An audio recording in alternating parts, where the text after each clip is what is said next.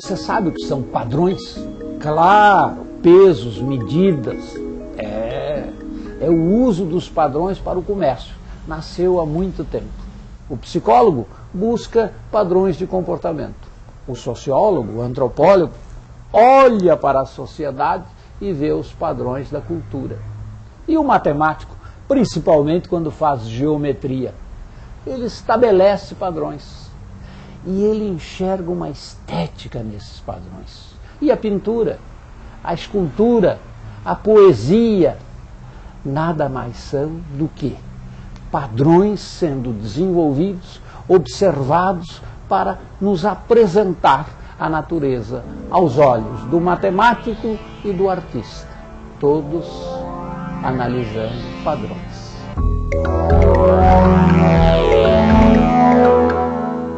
O espaço, a fronteira final.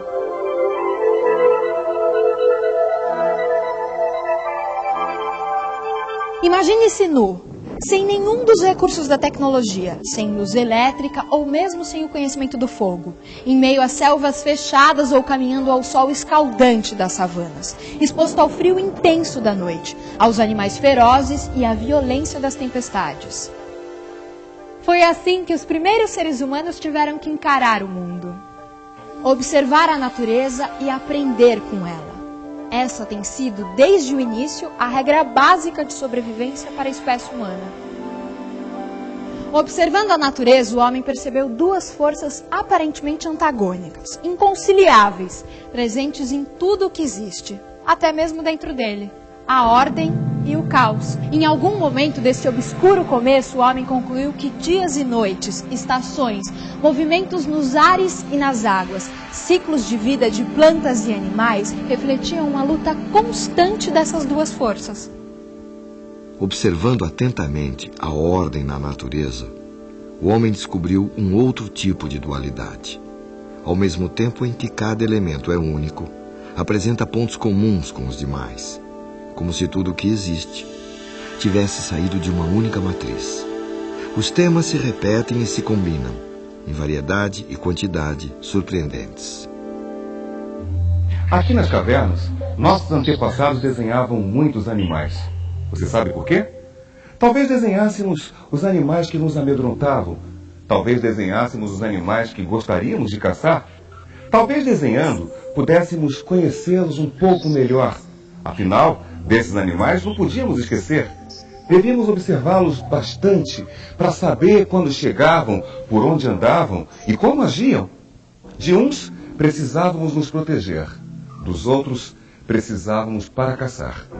Essas pinturas podem ter servido ao jovem inexperiente como um primeiro contato visual com a realidade da caçada.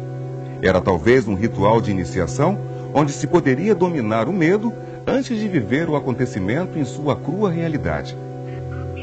Quando penetrava na caverna escura e projetava a luz de sua tocha sobre as paredes pintadas, via o bisão, o veado e o javali ganharem vida. E talvez este jovem se sentisse pela primeira vez sozinho, numa caçada real.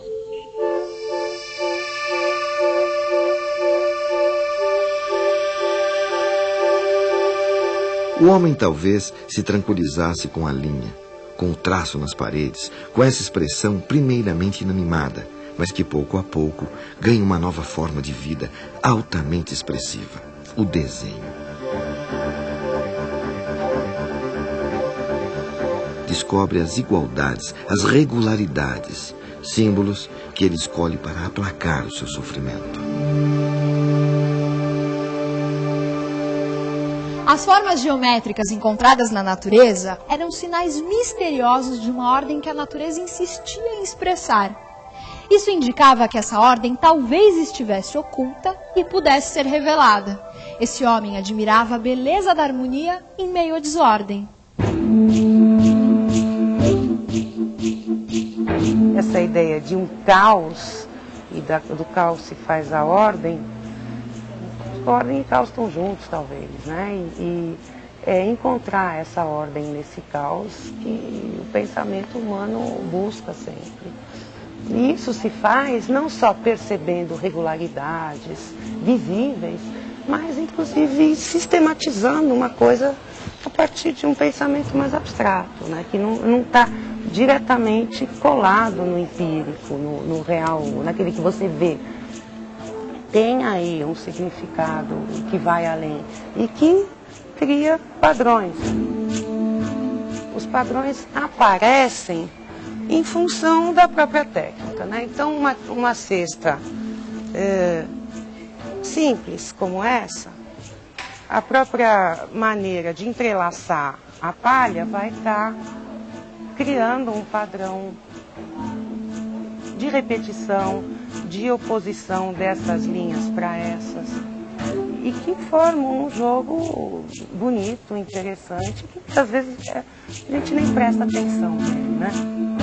Ao mesmo tempo em que o padrão é criado pela própria textura do fio nesses palitos, né, que vão criar o pente, eles simbolizam objetos, simbolizam seres da natureza, provavelmente tem a ver, inclusive, com a mitologia. Os objetos, no fundo, são formas materializadas de pensamento. Eu acho que isso cruza um pouco com a questão da arte com a matemática, né? A matemática como uma forma altamente abstrata, né, de se conceber relações.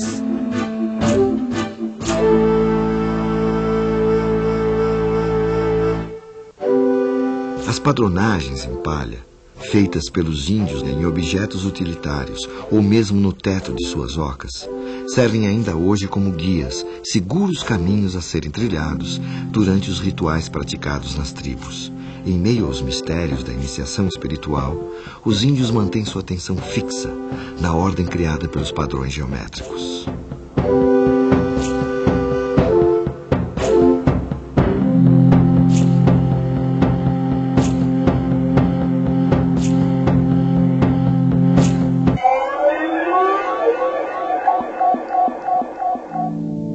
Padronagens, como os entalhes em madeira ou ossos, foram encontradas em objetos deixados pelos homens de Cro-Magnon há mais de 20.000 anos. Mas será que esse homem primitivo riscava os ossos exclusivamente pela beleza, pela sensação estética criada pelos padrões? Essa é uma pergunta intrigante que ainda hoje, e muito provavelmente para sempre, vai encher de dúvidas nossos pensamentos.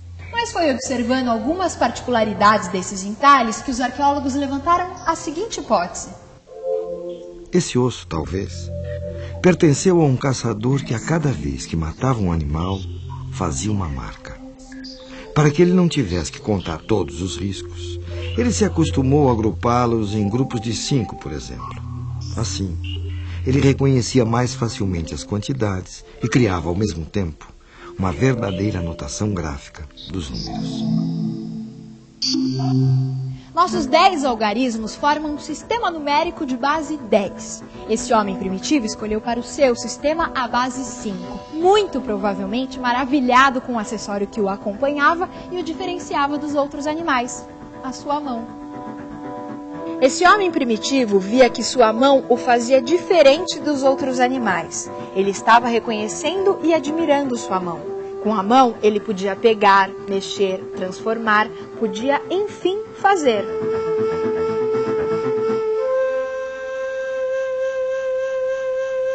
O mais antigo sistema de contagem que existe é o que se baseia nos dedos da mão. Se eu quiser, eu posso usar esse mesmo sistema para contar a quantidade de pessoas que eu vou cruzar aqui por esta praça. Você quer ver? Eu começo por estabelecer um padrão. Para cada pessoa que passa, eu curvo um dedo da mão. Quando todos os dedos estão curvados, eu mudo uma pedrinha de lugar e recomeço novamente.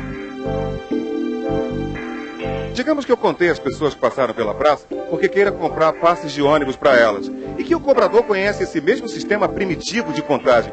Como ele vai fazer para me dar a quantidade certa de bilhetes? Bem, para cada pedra que eu der para ele, ele vai separar a quantidade de bilhetes correspondente aos dedos da minha mão. Funciona, mas é cansativo e a gente perde muito tempo. Em latim, essas pedrinhas se chamavam cálculo. E é por causa disso que hoje a palavra calcular significa fazer contas.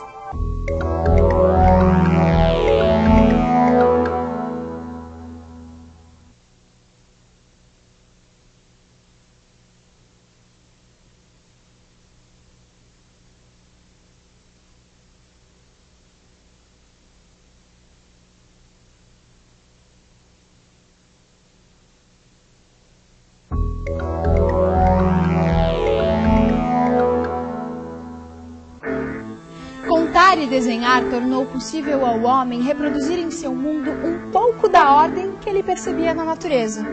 Finalmente era possível planejar. Arte e matemática floresceram juntas. Uma e outra derivam da mesma vontade de estabelecer a ordem e contrapor-se ao caos. Veja, por exemplo, o padrão que as abelhas nos sugerem. Olha só, se nós seres humanos tivéssemos que fabricar mel e armazená-lo, de certo escolheríamos embalagens cilíndricas como esta. Só que a gente sabe que as abelhas em todas as regiões do mundo armazenam mel em favos formados por alvéolos com a forma de prismas hexagonais geminados.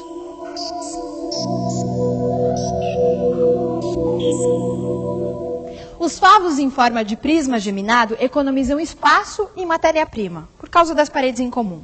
Os únicos prismas regulares cujos lados se encaixam perfeitamente são os triangulares, os quadrangulares e os hexagonais.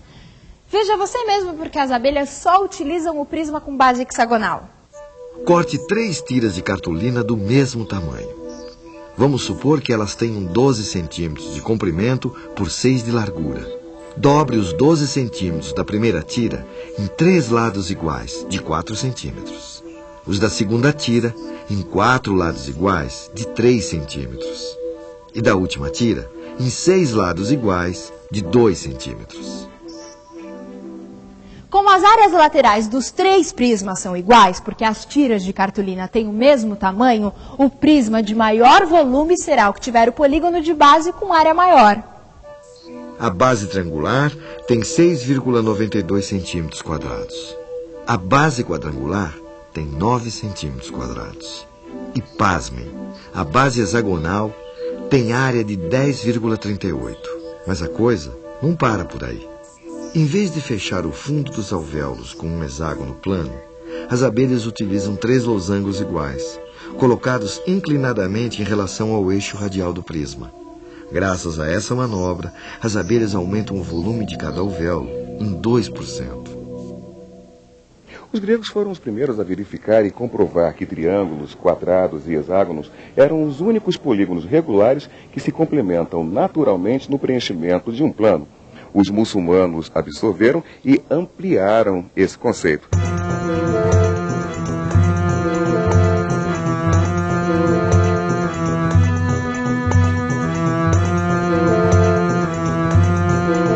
Quando polígonos são colocados lado a lado, cobrindo um plano sem espaços vazios, temos um mosaico.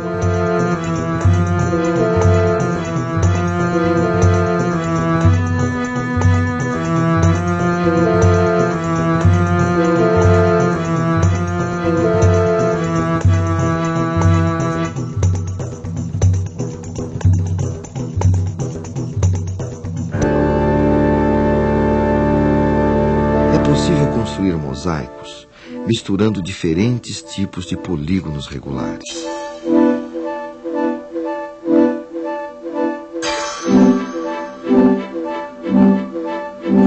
Unidos pelos vértices, existem apenas 8 tipos de mosaicos, sendo um deles descoberto pelo matemático e astrônomo alemão Johannes Kepler.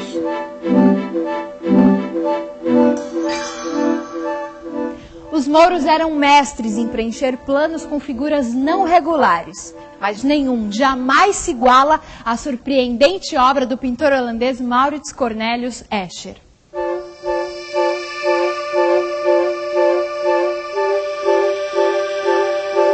Na verdade, não se pode chamar as figuras elaboradas por Escher de mosaicos. Afinal, elas não são compostas por polígonos, mas são infalíveis em sua pretensão de reunir de forma instigante a arte e a matemática.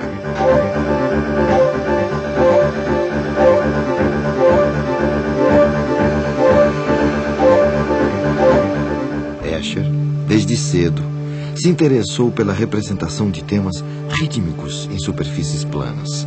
No entanto, ele só encontrou a solução para o seu trabalho depois de visitar Alhambra, no sul da Espanha, onde copiou estes mosaicos feitos durante a invasão árabe.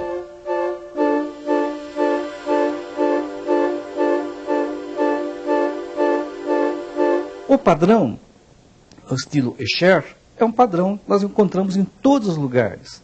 Numa casca casca de árvore, na celulose, numa folha de papel, num livro, enfim, em tudo que nós conhecemos.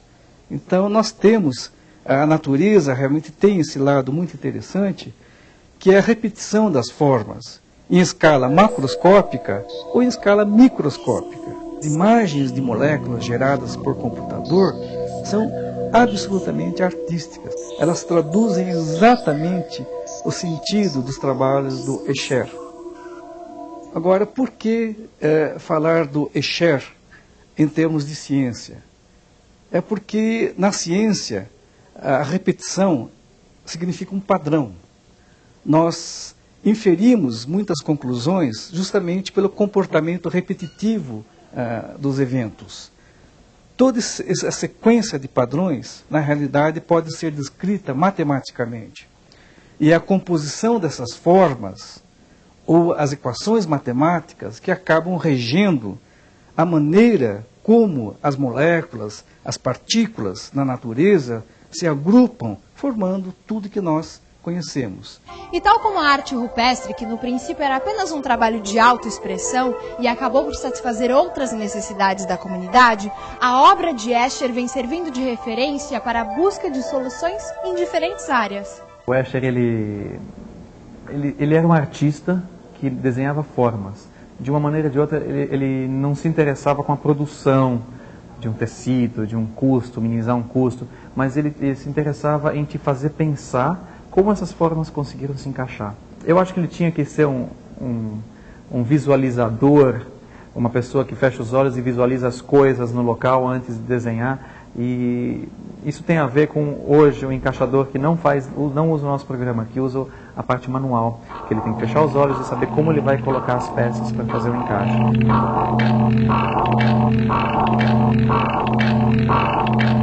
Aqui a gente tem um encaixe, nesse caso padrão, que a gente tem as peças grandes e as peças pequenas. Essa área de cima é a área de trabalho, a gente pode trabalhar, e embaixo é o nosso tecido. Ele vai fazer várias vezes o encaixe, estrategicamente. Ele vai colocar as peças grandes, depois ele coloca as peças médias e vai preenchendo depois os buracos com as peças menores. Em vez de eu ficar andando 7,80 metros na frente da mesa, eu estou sentado aqui e estou vendo encaixe. Assim como serviram de base as complicadas criações de Escher, as formas geométricas também podem inspirar trabalhos simples, como, por exemplo, os quadros do pintor Alfredo Volpi.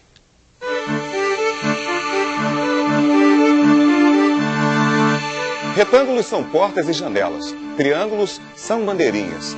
É a festa ingênua das casas e da gente brasileira, com suas cores e a sua alegria.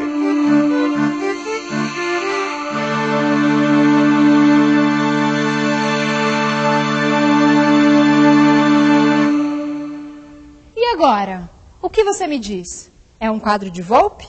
É o desenho de um índio meinaco? Ou é mais um padrão criado pela própria natureza com seu caprichoso estilo matemático? É o trabalho da fotógrafa Ana Mariani, que, como Volpi, encontrou nos usos e costumes do povo brasileiro a inspiração para o seu trabalho.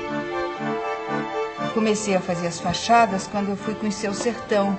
E ao fazer a primeira viagem no sertão, eu trouxe as fachadas, os retratos das fachadas. Isso foi em 76. E foi uma viagem assim que eu fiquei completamente fascinada pelo sertão, pelo Rio São Francisco. Eram estradas assim bem desertas e as fachadas ocorriam com muita frequência e com muita cor, muito detalhe, muito desenho. Então, entre 76 e 87, quando o livro saiu, foram 11 anos que aí eu fotografei regularmente fachadas e paisagens sertanejas. Os padrões da construção, eles estão muito ligados às necessidades das pessoas. E essas necessidades estão ligadas também às possibilidades. Se a gente olha, vê que as casas são extremamente simples, as fachadas são ornamentadas, mas as casas são... Às vezes é chamada casa de porta e janela. Ela não tem nenhuma coisa a mais do que o absolutamente necessário. Isso é a parte interna da casa. E na fachada, então, tem toda essa ornamentação. Eu acho que vem de vários conhecimentos. Agora, eu acho que se perguntar a qualquer deles qual é esse padrão, ninguém vai saber responder.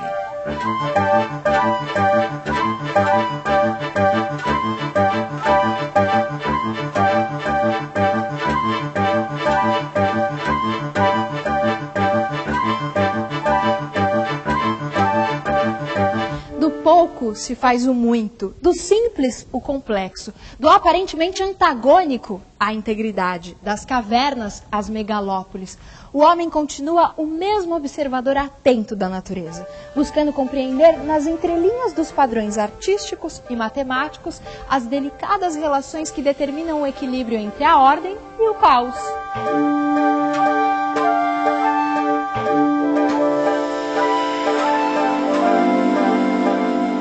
Eu acho que o meu trabalho é ditado pelos quintais, pelas minhas, sabe, pela maneira que eu lido com o planeta, pelas minhas esquisitices, pelos meus referenciais, pela minha paisagem. É impossível eu separar a paisagem mineira hoje da minha obra, os materiais mineiros, as pedras que me interessam. Tem organizações e padrões que são criados por sensibilidades do seu corpo, sabe? De tato, visões e tal, que não passam necessariamente por questões racionais. Quer dizer, antes de você medir as coisas, entendeu? A sua mão age. No meu caso, depois eu penso. Né? E às vezes é o inverso, as pessoas às vezes pensam para poder agir.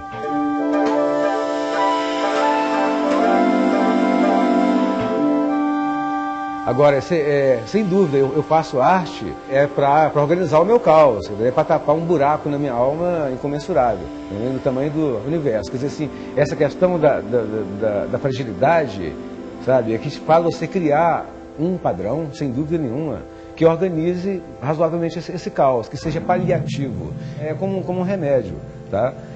Sobretudo para quem faz. E deveria ser um pouco agradável para quem vê. Ou então que ela detone em quem vê algumas coisas legais, ou gostosas, ou de estranhamento, sei lá que seja, né? E agora, sem dúvida nenhuma, a arte para o artista, eu espero que ela crie esses padrões, talvez, de reconhecimento da sua própria alma.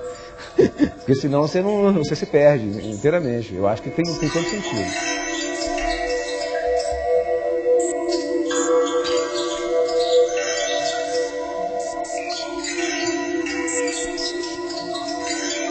Eu fico aqui imaginando uma série de padrões que não foram ditos e que agora você deve estar observando. Nós aos poucos vamos melhorando o nosso modo de ler a natureza. De repente, aprendemos a ouvir padrões sonoros, estamos melhorando nossa atividade musical. A geometria, a beleza. Em geral, o homem acostuma-se com os seus padrões e vai lendo-os cada vez melhor. Claro, algumas leituras nem passam pela nossa cabeça. O Escher, por exemplo, um padrão geométrico se transforma em peixe ou pássaro e volta a ser geométrico. E a beleza dos mosaicos na arte árabe. Enfim, nós nos acostumamos a ler os padrões, em quase tudo, em especial na arte, na matemática, na vida.